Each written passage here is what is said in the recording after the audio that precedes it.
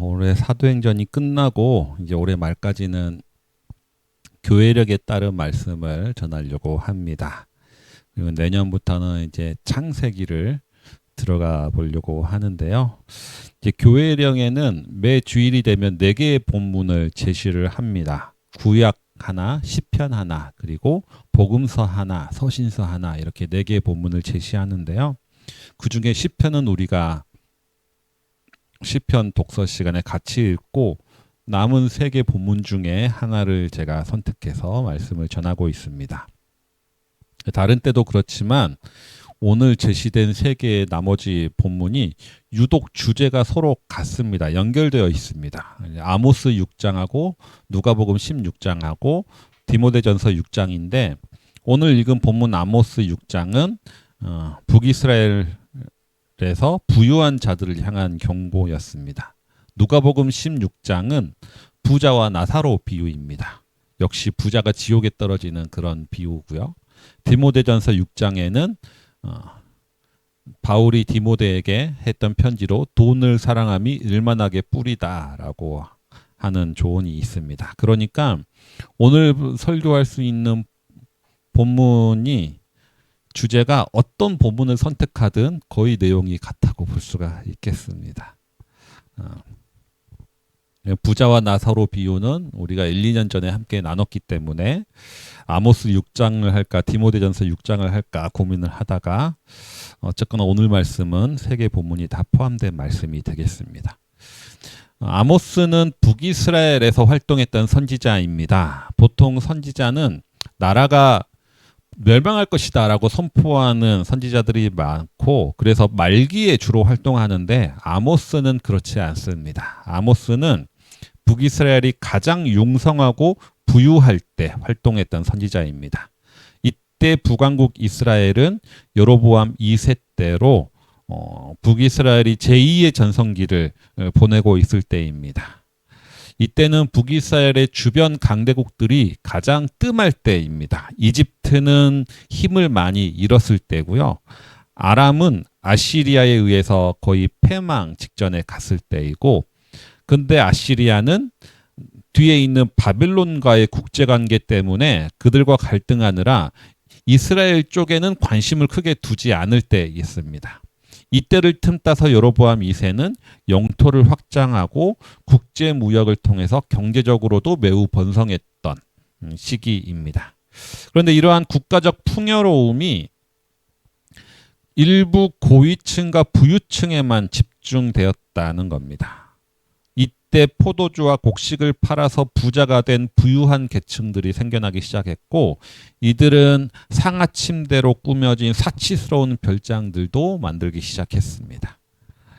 나라의 빈익빈 부익부 현상이 심해지고 법원까지도 부자들의 돈에 의해서 매수되니까 정당한 판결을 하지 않습니다. 약자들은 착취당할 뿐만 아니라 억울함을 해결해 줄 수 있는 유일한 길인 법원까지도 이제 부자들에 의해서 매수가 된 거죠. 겉으로 보기에는 나라가 점점 영토를 확장해지고 부유해지고 강성해지는데 그 이면의 나라 안에는 사회적 불의와 도덕적 타락이 극심했던 시대가 바로 이 여로보암 2세 때입니다. 이때 아모스라는 선지자가 나타나서 부의 불공평한 분배에 대해서 메시지를 선포하기 시작합니다. 그렇다면 이 아모스는 어떤 사람이냐? 북이스라엘에서 활동을 하지만 일단 북이스라엘 사람은 아닙니다. 남유다 사람입니다. 그리고 자신을 1장에서는 목자라고 설명을 하고 또 7장에서는 뽕나무를 배양하는 자로 소개가 되어 있기 때문에 가난한 하층민이라고 보는 이들이 많습니다. 저도 그렇게 알고 있었고 전에 설교할 때 그렇게 설명했던 것 같습니다. 특히 목자라고 했다가 뽕나무 배양하는 자라고 하니까 이게 계절마다 이런 직업 저런 직업 전전하는 일용직 노동자로 보는 소수의 성서학자들도 있습니다. 그런데 이번에 제가 조사해 보니까 아모스는 그런 사람이 아니더라고요. 아모스 1장에 나오는 목자라고 번역된 히브리어는 노케드라는 단어인데 구약에 딱 2번 등장하거든요. 그런데 다른 목자와 달리 이 노케드라는 단어는 가축을 대규모로 소유한 지주를 뜻하는 단어입니다. 그리고 뽕나무는 이러한 가축의 사료로 사용하기 위해서 이런 지주들은 뽕나무 농장까지 소유하고 있는 사람들인 경우가 많았습니다. 그래서 아모스는 이런 사람이었던 거죠. 특히 아모스에서 등장하는 히브리어 문체나 용어들이 상당히 교육을 받은 사람만이 쓸 수 있는 그런 문체들을 구사한다고 합니다. 결론은 아모스는 아주 돈이 많은 부유층이면서 대지주이면서 상류층인 교육받은 사람이라는 거죠. 그렇다면 이러한 아모스가 북이스라엘의 극심한 빈부격차와 불평등에 대해서 비판했던 그 동기가 무엇일까? 이에 대해서 우리는 다시 생각을 해보게 됩니다. 그 전까지는 아모스가 가난한 노동자로서 본인의 입장에 근거해서 사회적 정의를 부리짖었을 것이라 여겼는데 그게 아닌 거죠. 본인과 전혀 상관없는 이들을 위해서 하나님의 말씀을 선포했다는 겁니다. 자기가 속한 나라도 아니고 자기가 포함된 계층도 아님에도 불구하고 그 남의 나라에서 신음하고 있는 이들을 위해서 정의와 공의를 부르짖은 사람이 아모스라는 선지자입니다. 오늘 읽은 본문인 아모스 6장도 아모스가 부유층들을 대상으로 화를 선포하는 내용입니다. 그 대상은 시온과 사마리아에 사는 이들입니다. 1절에 보면 시온과 사마리아에 사는 이들에게 화를 선포하고 있는데 시온은 우리가 아는 예루살렘으로 남유다 수도이고 사마리아는 북이스라엘의 수도죠. 근데 이러한 수도에 사는 사람들, 시온과 사마리아에 사는 사람들은 주로 부유층이면서 지도자들이었습니다. 지금으로 따지면 강남과 서초에 사는 이들을 강남과 서초에 사는 사람들아 이런 정도로 아모스가 외치고 있습니다. 그러면서 이 당시 부유층의 행태를 신랄하게 비판하는 게 4절부터 6절까지의 내용이었던 거죠. 상하 침대에 눕고 어린 양과 송아지 요리를 먹고 헛된 노래를 흥얼거리고 대접으로 포도주를 퍼마시고 가장 좋은 향유를 몸에 바른다. 그 당시에 최고의 사치를 아모스는 표현하고 있습니다. 그런데 그러면서 아모스가 하고자 하는 핵심 메시지는 마지막 6절 끝에 있거든요. 그러면서도 요셉의 집이 망하는 것은 걱정도 하지 않는 자들이다 라는 겁니다. 여기서 요셉은 북이스라엘의 민족을 의미하는 거죠. 그러니까 북이스라엘 부유층의 그 사치의 이면에는 뭐가 있느냐면 고통당하는 자들을 향한 철저한 무관심이 있다는 겁니다. 주변에 고기를 먹는 것도 어려운 이웃들이 주변에 있는데 고기를 그냥 먹는 것도 아니고 그 중에 가장 연한 살을 가진 어린 양과 송아지만 골라서 먹고 있는 거죠. 남들은 포도를 먹기도 힘들고 향유는 꿈도 못 꾸는데 포도주를 대접으로 퍼마시고 향유는 겨우 종교적인 의미로만 겨우 쓸 수 있는 거를 온몸에 치장하고 바른다는 겁니다. 그리고 이러한 행동은 뭐냐? 자신의 주변에 대해 철저한 무관심이 있기 때문에 가능한 행동들이라는 겁니다. 이들은 자신들의 사회적 시스템이 완전히 무너지고 있음에도 불구하고 여전히 자기들은 즐기는 것에만 탐닉하고 있는 모습들을 아모스는 선포하고 있습니다. 우리가 교회력에 따른 또 다른 본문이 누가복음 16장이라고 말씀드렸는데 부자와 나사로 비유입니다. 값비싼 옷을 입고 최고로 음식을 먹는 부자가 살고 있었고 그 집에는 거지 나사로가 살고 있었습니다. 예수님의 비유에서는 그 부자는 음부에 떨어지고 나사로는 아브라함의 품에 안기게 되거든요. 그런데 이 부자가 나사로를 괴롭혔다거나 뭐 나사로의 것을 빼앗았다거나 뭐 하는 게 전혀 없습니다. 이 부자가 잘못한 것은 특별히 없어요. 그냥 나사로에게 무관심했을 뿐인 겁니다.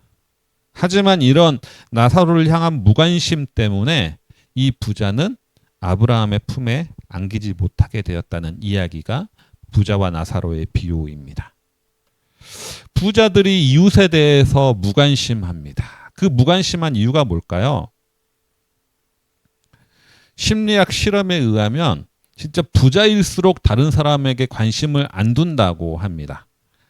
뉴욕 대학에서 61명의 사람들에게 구글 글라스를 쓰고 맨하탄 거리를 걷게 만들었는데, 그리고 나서 그 구글 글라스를 통해서 그 사람이 어디를 쳐다보는지, 그들의 시선이 어디를 머무는지를 조사했는데, 실험 결과에 따르면 돈이 많은 사람일수록 주변 상황에 시선을 두지 않는다. 부자일수록 주변 상황에 무관심하다라는 실험 결과가 나왔습니다. 캘리포니아 대학에서는 암투병 중인 아이들의 영상을 보여주면서 심박수를 체크했는데, 보통 사람들은 암투병 중인 아이들을 바라보면 그 심박수가 빠르게 변화하는데 부자일수록 심박수의 변화가 적었다라고 합니다. 부자일수록 타인의 고통에 덜 민감하더라라는 실험 결과가 나온 거죠. 사람들은 모두 부자들에게 관심을 갖는데 정작 부자들은 돈이 많을수록 주변에 무관심하더라라는 겁니다. 그래서 고전 경제학자인 애덤 스미스는 이렇게 말했습니다. 부자가 자신의 부를 즐거워하는 것은 부를 통해서 자연스럽게 세상에 관심을 끌어모은다고 생각하기 때문이다. 반면에 가난한 사람은 가난을 부끄러워한다. 가난 때문에 사람들의 시야에서 사라졌다고 느끼기 때문이다. 가난한 사람은 들락거려도 아무도 주의하지 않는다. 반면 지위와 이름이 있는 사람은 온 세상이 주목한다. 그의 행동, 말 한마디도 사람들은 그냥 지나치지 않는다. 라고 하고 있습니다. 부유할수록 사람의 눈에 띄고 가난할수록 사람의 시선에서 사라집니다. 특히 우리가 사는 이 시대는 그냥 돈이 많다는 거 하나만으로 셀럽이 되는 시대를 살고 있습니다. 과거에는 스타라는 단어를 많이 사용했죠. 배우나 가수나 아니면 스포츠 스타, 운동선수 중에서 뛰어난 재능이나 실력이 있어서 뛰어난 성과를 이루면 우리는 그들을 스타라고 불렀습니다. 그리고 스타들은 인기를 누렸습니다. 하지만 지금은 스타라는 단어를 잘 사용하지 않죠. 최근 뉴미디어를 대표하는 단어는 스타가 아니라 셀럽입니다. 셀럽은 그냥 대중의 관심과 화제성만으로 관심을 얻는 이들인 거죠. 그리고 그 셀럽의 대명사는 페리스 힐튼을 최초의 셀럽으로 꼽더라고요. 페리스 힐튼은 누굽니까? 재능이나 이런 걸 통해서 유명해지는 사람이 아니라 그냥 돈이 많다는 것 하나만으로 셀럽이 되었고, 돈이 많다는 것 하나만으로 관심을 얻은 사람입니다. 그리고 현재는 그런 시대를 우리는 살고 있는 거죠. 그만큼 이 시대는 돈에 대한 관심이 사람에 대한 관심보다 더 큰 시대를 살아가고 있습니다. 그렇기 때문에 사도 바울은 디모데전서 6장에서 뭐라고 얘기합니까? 돈을 사랑함이 일만하게 뿌리다라고 말하면서 특히 부자들에게 이렇게 가르쳐라. 부자들에게 이웃을 돌보라고 특별히 가르치라고 사도 바울은 권면합니다. 왜냐하면 부유할수록 이웃에 무관심해지기 때문입니다. 아모스는 사마리아의 부유한 자들, 지도자들이 이웃에 대한 무관심으로 인해서 앞으로 이스라엘이 멸망하게 될 것이다 라고 선포했습니다. 이 아모스의 선포는 두 가지로 해석이 가능한데요. 첫 번째는 이웃에 대한 무관심 자체가 죄이기 때문에 하나님이 징벌을 내리신다는 겁니다. 8절에 보면 하나님이 직접 심판하시겠다라고 선포했습니다. 그런데 또 하나는 하나님 이웃에 대한 무관심 자체가 곧 나라의 위기를 불러일으킨다는 겁니다. 2절에 보면 사마리아의 주변 도시들이 등장합니다. 갈레와 하맛과 가드라는 도시들을 둘러보라 라고 얘기하는데, 이 도시들은 과거에는 사마리아처럼 아주 번성했던 도시들이었지만 아시리아의 침략으로 인해서 지금은 쇠락한 도시들입니다. 주변에게 관심을 가진다면, 주변에 이런 도시들이 있다는 것에 관심을 가진다면 지금 흥청망청할 때가 아닌 겁니다.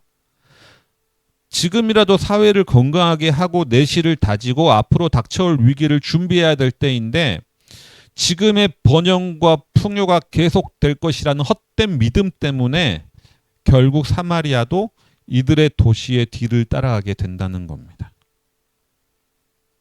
이러한 모습들 가운데 저는 한국 교회의 모습들을 볼 수가 있습니다. 지난 한 주간 각 교단 총회가 있었지만 그 총회에서 이루어진 결정들은 참담하기 이를 데가 없습니다. 교회를 개혁하고 갱신하고자 하는 목소리들은 전혀 반영이 안 되고요. 다들 현상 유지에 급급한 결정들만 이루어졌습니다. 그 이유가 뭐냐? 당장 본인들은 먹고 살만하기 때문입니다. 당장 본인들과는 상관이 없기 때문인 거죠. 20, 30대가 교회들을 20, 30대가 급격히 감소하고 있지만 총회에 참석하는 총대들은 대부분 60대 남성입니다. 미자립 작은 교회들은 어려움을 겪고 대다수가 문 닫고 있지만 총회에 참석하는 총대들은 대부분 중규모 이상의 그리고 대형 교회의 목사와 장로들로 구성되어 있습니다. 그러니까 요셉의 집이 망하고 있음에도 위기가 피부로 닿지 않는 겁니다. 이러면서 점점 자멸의 길로 가고 있는 것처럼 보입니다. 어제는 기후 정의를 위한 행진도 있었지만 우리가 기후 위기를 피부로 느끼지 못하는 이유는 당장 내일이 아니기 때문입니다. 한국의 도시에 살면서 농업에 종사하지 않는 우리들은 기후 위기는 그냥 여름에 좀 더워서 불편한 정도, 에어컨을 너무 많이 틀어서 에어컨 비용이 많이 나오는 그 정도입니다. 미국의 트럼프는 기후 위기를 사기라고 말하고 사기라고 말하지만 그 미국은 세계 어느 나라보다 에너지를 많이 소비하고 있습니다. 각국의 돈을 들여다가 가스와 석유 개발을 새롭게 하면서 돈잔치를 벌리고 풍요로움을 만끽하고 있습니다. 하지만 파키스탄과 같은 나라들은 대홍수로, 아프리카 지역은 최악의 가뭄으로, 그리고 남태평양의 섬나라들은 해수면 상승으로 국토가 사라지고 있는, 물에 잠기고 있는 거죠. 그리고 이로 인해서 고향을 떠나야 했던 기후 난민들도 있습니다. 내일이 아니라고 전혀 무관심해온 이 상황 때문에 기후위기는 어쩌면 결국 모두를 삼킬 수밖에 없게 되지 않을까 예상이 됩니다. 사마리아 부유층들이 그랬다는 거죠. 자신들은 사치와 향락에 빠져서 주변을 돌아볼 줄 모릅니다. 그렇기에 요셉의 집이 망하는 것에는 걱정도 하지 않는 거죠. 하지만 아모스는 달랐습니다. 아모스는 똑같은 부유층 사람이었지만 그는 주변에 지대한 관심을 가지고 있었다는 거죠. 그래서 자신의 나라도 아닌 북이스라엘에 가서 선포하고 가난한 이웃들을 눈여겨보면서 사회정의를 부르짖었던 것을 우리는 보게 됩니다. 말씀을 정리하겠습니다. 나는 부자가 아니니까 오늘 본문은 나와 상관이 없다라고 생각하실 수도 있겠습니다. 하지만 말씀의 핵심은 부에 대한 관심이 이웃에 대한 관심을 줄어들게 만든다라는 겁니다. 당장은 나와 상관없다고 이웃에 대한 관심이 점점 줄어들 때 어쩌면 우리 모두가 위기와 공멸의 길로 갈 수밖에 없음을 우리는 말씀을 통해 보게 됩니다. 이웃들을 향한 위기가 곧 나를 향해 올 것이기 때문에 우리는 연대를 해야 된다는 거죠. 높은 곳이 아니라 주변들을 바라볼 때 우리는 아모스와 같이 하나님의 사람으로 살아갈 수 있게 될 것입니다. 주신 말씀 기억하시면서 내일을 바라오며 기도 함께 드리겠습니다.